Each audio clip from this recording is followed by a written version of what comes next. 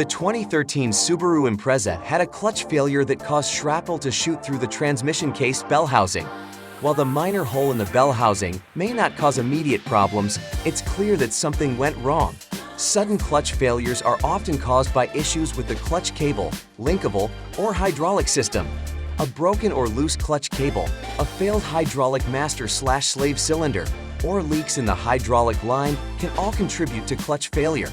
In some cases, the clutch disc may even become contaminated with dirt or debris, affecting its performance.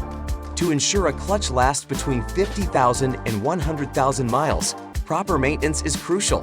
Regularly checking the clutch system and addressing any issues promptly can help prevent sudden failures and costly repairs. It's also important to note that some Impreza models have a history of clutch problems. Therefore, it's essential to be aware of any potential issues with your particular model.